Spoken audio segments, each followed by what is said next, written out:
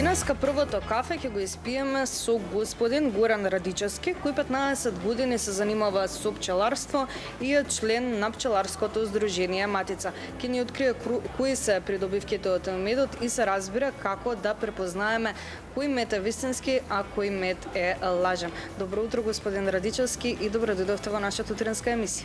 Благодарам. Добро ве најдов.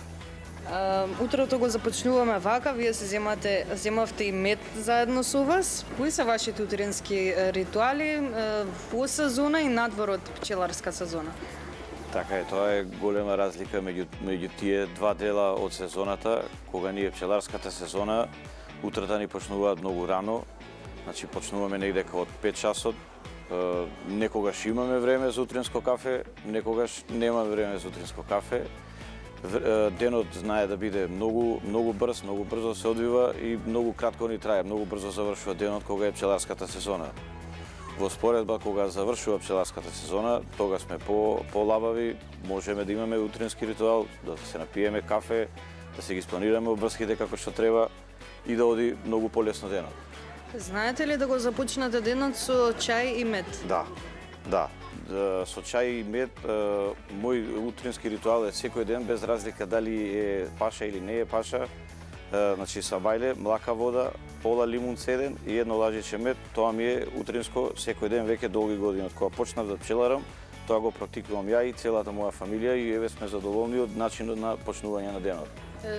Дали сте забележале некои промени од кога почнавте тоа да го практикувате? Зборувам позитивни промени. Така е, енергијата е пред се, значи ако немаме енергија, денот не може да го завршиме како што сме го испланирале, а ова ни ја дава потребната енергија за да го одложиме на некој начин и до ручекот и ручекот, пошто со еден таков напиток можеме и подолго да издржиме.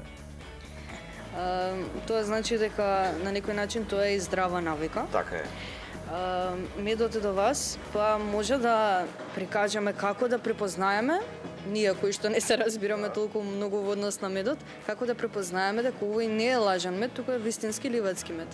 Значи, вака во тегла може да се види неговата густина, како се врти оваа една топка која треба да се појави, тоа е надворешно. Најбитниот момент треба да се проба. Значи, кога ќе се проба, тогаш медот ќе се знае дали е вистински или не е. Значи, вкусот на вистинскиот мед не може ни една копија да го замени. Значи, вкусот и мирисот се единствени. Но верувам потешко е за оние кои што не се разбираат толку да го препознаат тоа, или грешам? Конзументите на мед што редовно конзумираат точно знаат што е мед, што не е мед. Проблемот е со луѓето кои што не секојдневно користат и немаат баш осетено повеќе вкусови за да осетат разликата меѓу доброто и лошото. Оние кои што не конзумираат секојдневно мед и ета не можат да направат разлика што е добро, што е лошо, има многу митови кои што се поврзани со тоа и многумина кои што не се разбираат веруваат во тие митови. Например, оној мит кој што јас го знам е многумина велат дека не сме да се јаде мед со метална лажица, туку мора со дрвена. Не, тоа баш во право сте е мит, значи не е така, може да се јаде и со метална, не е никаков проблем. Млечот е единствен што не треба со метална, иначе медот може слободно со метална лажица. Кои се оние други митови кои што можеби сега ќе ви текна на некој од нив? Уште еден мит на кој се сетив е тоа дека медот не треба да гори, викаат дека треба да гори, а не треба да гори, значи тој кога ќе се запали не треба да гори. Ако гори не е добар мед. Ова не сум го знаела, навистина интересна информација која што верувам дека ќе биде добро дојдена за многумина кои што не гледаат. Во однос на медот, исто така, какви се видови постојат? Шумски, ливадски и кој вид на мед за која популација се препорачува? Зборувам во однос на генерации, кој мед за повозрастна генерација, кој мед за помлади генерации? Така е, во нашите предели најзастапени се шумскиот и ливадскиот мед. Имаме и костенов мед, ама шумскиот и ливадскиот се најзастапени. Ливадскиот е посветол, ова е ливадскиот мед, вака светол, светла боја. Тој е повеќе со витамини, се препорачува за деца. Децата е подобро да конзумираат ливадски мед, е полесен. А шумскиот мед може да го конзумираат исто децата и за возрастните не е никаков проблем тоа да го конзумираат. Ливадскиот е подобар кога конзумираат деца. Иначе за другиот дел од популацијата не е битно како, битно е да јадат убав и квалитетен мед. Иако на самиот почеток напоменавте како ви започнува утрото и како е во текот на денот во пчеларската сезона, но дали пчеларскиот живот на некој начин е тежок, како изгледа истиот? Не е воопшто лесен. Ние, кога ни е сезоната, сме откажани, значи, верувајте, немаме ни време ни за одмор, нашиот одмор, сите одат во лето, ние во лето на одмор не одиме. Многу ни е со збиен распоред, ние одиме и со селидбено пчеларење, одиме, селиме, се враќаме назад, малку сме растрчани и тежок е животот.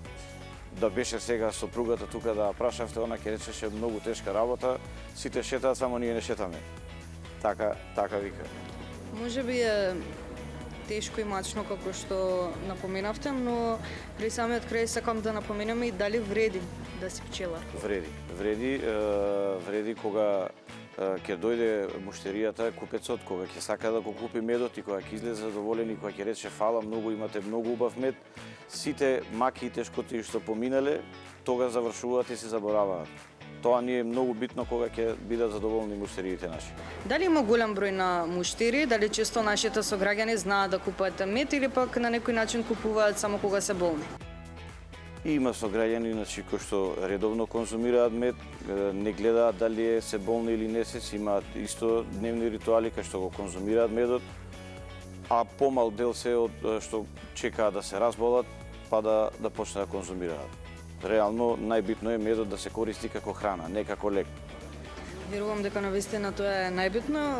Радичевски, ви благодарам многу за одвоеното време и што имавме можност да го испиеме првото утринско кафе и да поразговараме за кои се бенефитите и придобивките од самиот мед. Благодарам и на вас.